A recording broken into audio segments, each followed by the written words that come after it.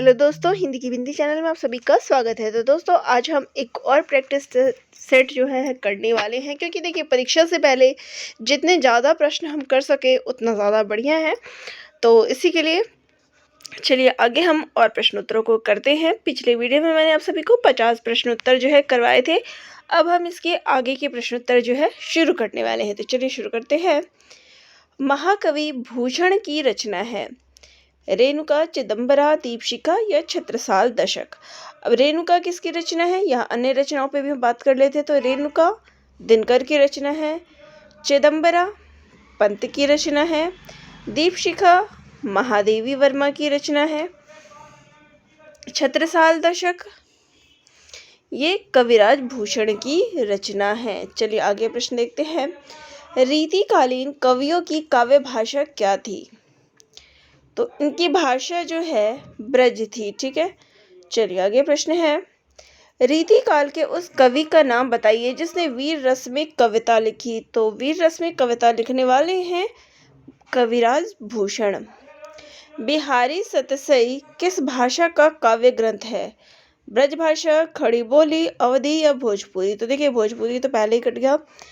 तो यहाँ इसकी जो भाषा है, तो इसकी भाषा क्या है? तो इसकी ब्रज भाषा है। ठीक है, क्योंकि अभी हमने प्रश्न पे बात की कि रीतिकालीन कवियों की जो भाषा है वो कौन सी है।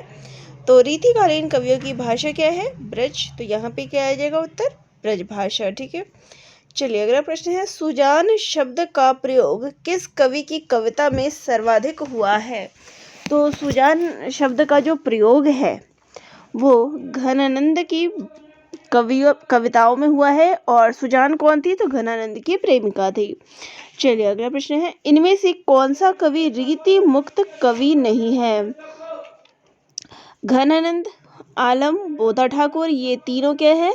रीति मुक्त कवि है। जबकि केशवदास की बात करें तो केशवदास जो है रीतिबद्ध कवि हैं। ठीक है, चलिए आगे प्रश्न लेते हैं। रानी केतकी की कहानी के रचनाकार कौन है? तो इसके रचनाकार है इंशा अल्लाह खां। इनमें से सदल मिश्र की रचना कौन सी है? तो इनकी रचना है नासिकेतोपाख्यान। सत्यार्थ प्रकाश के लेखक कौन है? तो सत्यार्थ प्रकाश के लेखक है स्वामी दयानंद सरस्वती। इनमें से कौन सा नाटक भारतेंदु जी का नहीं है? भारत दुर्दशा, रणधीर प्रेम, नील देवी, प्रेम जोगिनी ये तीनों जो है भारतेंदु के हैं। रणधीर प्रेम मोहिनी ये किसका है? तो ये बालकृष्ण भट्ट का है। हिंदी समालोचना के सूत्रपात के लिए भारतेंदु युग की कौन सी पत्रिका उल्लेखनीय है? तो वो है, यहाँ पे देखिए समालोचना की बात की है यानी आलोचना, तो वो है आनंद कादम्बिनी। हिंदी की पहली कहानी लेखिका कौन है? तो वो है बंग महिला। इनमें से कौन सी भारतेंदु की रचना नहीं है?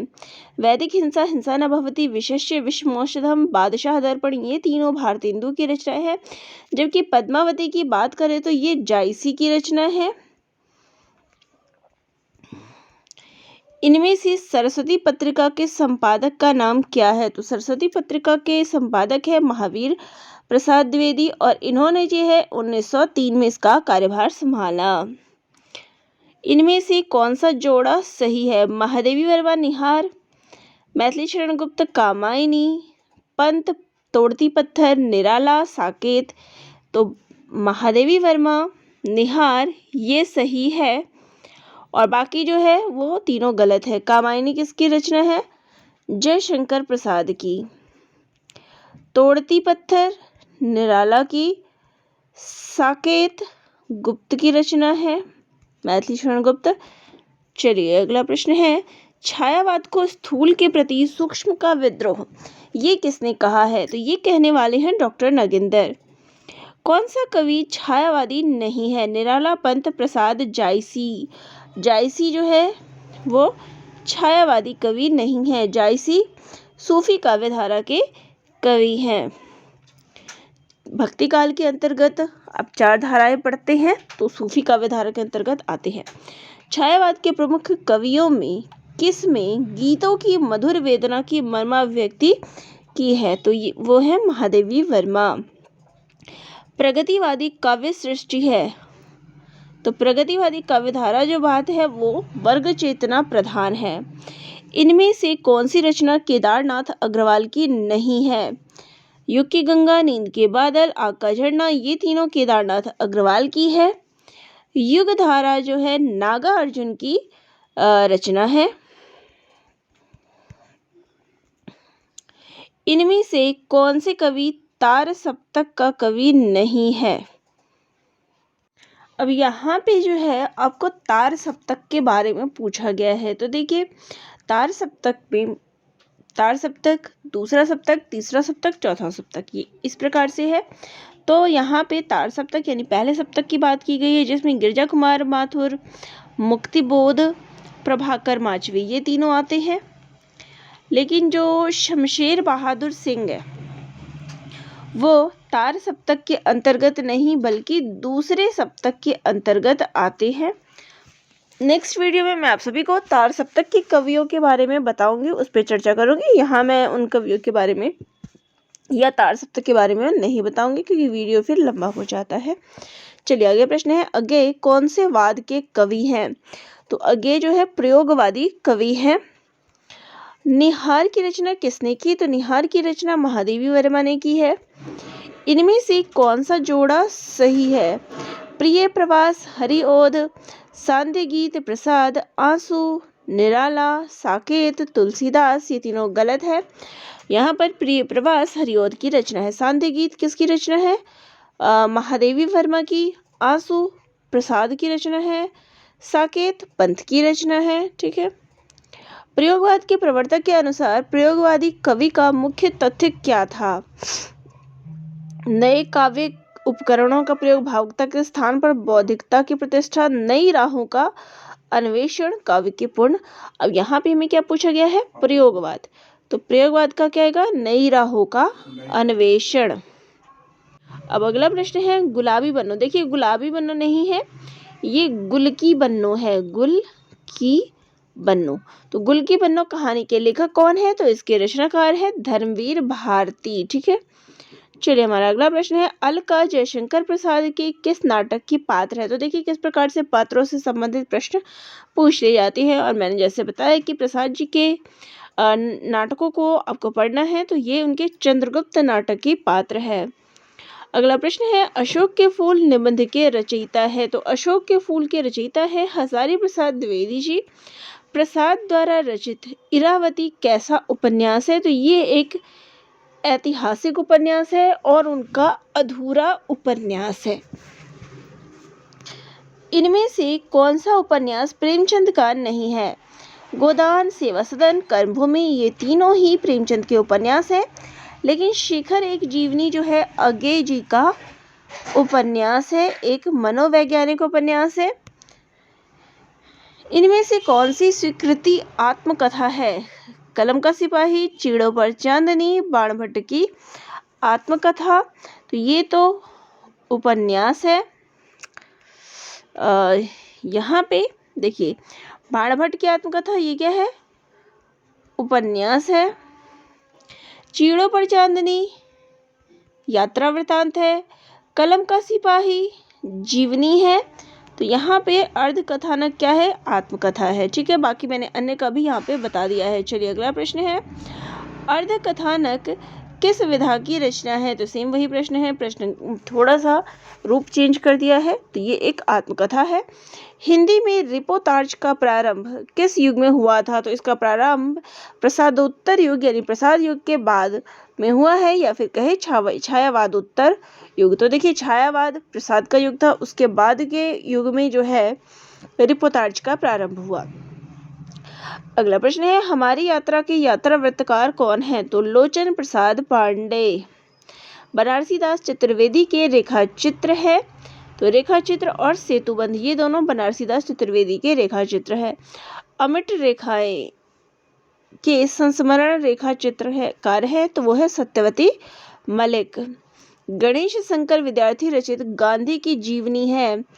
तो गणेश शंकर विद्यार्थी ने लिखा हुआ है श्री गांधी।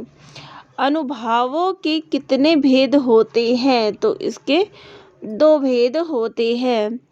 भरत मुनि ने रस सूत्र का विवेचन अपने किस ग्रंथ में किया है? तो भरत मुनि की कौन सी पुस्तक है?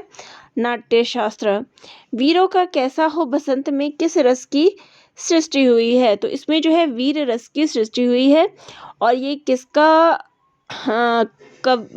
किसकी कविता है वीरों का कैसा हो बसंत? तो सुभद्रा कुमारी चौहान की ये कविता है। दुख ही जीवन की कथा रही, क्या कहूँ आज जो नहीं कही। तो इस पंक्ति में कौन सा रस है? तो इसमें जो है करुण रस है। और ये किसकी है? पंत की रचना है, साकेत से है। अगला है, मेरे तो गिरधर गोपाल दूसरो ना कोई, जाके सिर पे मोर मुकुट मेरो पति सोई। तो यहाँ पे इसमें कौन सा रस है? तो इसमें शांत रस है। किसकी पंक्तियां हैं? तो मीराबाई की पंक्तियां हैं। मेरी भव बाधा हरो राधा नागरी सोई, जा तन की झाई परे श्याम हरित दुति होई। तो इन पंक्तियों में कौन सा रस है? तो इन पंक्तियों में श्रृंगार रस है। इन पंक्तियों में जो है भक्ति रस है कि भक्ति भगवान के सामने कर रही है कि मेरी भव बाधा हरो। तो भक्ति रस है। यहाँ पे वर्ड्स में थोड़ी गड़बड़ हो गई है। तो यहाँ पे क्या है? भक्ति रस है। और किसकी पंक्तियाँ हैं? चलिए बताइएगा कि ये जो पंक्ति है किसकी है?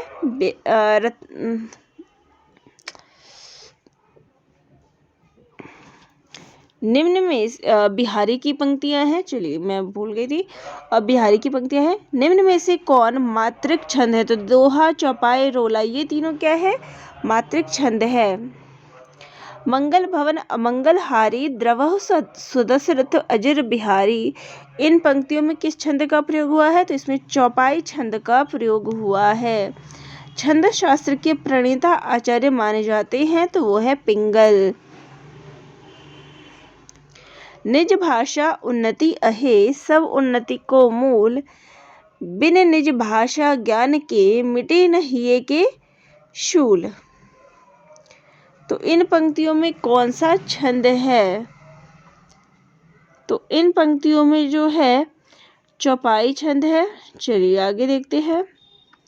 सूर सूर तुलसी शशि, उड्डगन केशव दास, और कवि खद्योत समा, जहतः करे प्रकाश।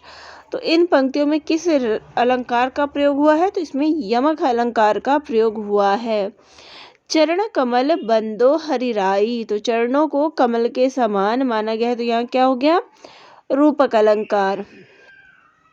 नील परिधान बीच सुकुमार, खुल रहा मृदुल अधखुला अंग, खिला हो ज्यों बिजली का फूल, मेघ बन बीच गुलाबी रंग। तो इन पंक्तियों में कौन सा अलंकार है? तो यहाँ पे उपमा अलंकार है। तो चलिए हमारे 100 प्रश्न जो है यहाँ पे कंप्लीट हो गए हैं दोनों सेट में। तो आप सभी को ये प्रश्नोत्तरी कैसे लग रही है कमेंट करके ज़रूर बताइएगा। आपके कितने प्रश्न सही हो रहे हैं वो भी बताइएगा। तो वीडियो अगर अच्छी लगी हो तो चैनल को लाइक, शेयर और सब्सक्राइब भी कर दीजिएगा ताकि आपको आगे भी इसी प्रकार के वीडियो मिलते रहे।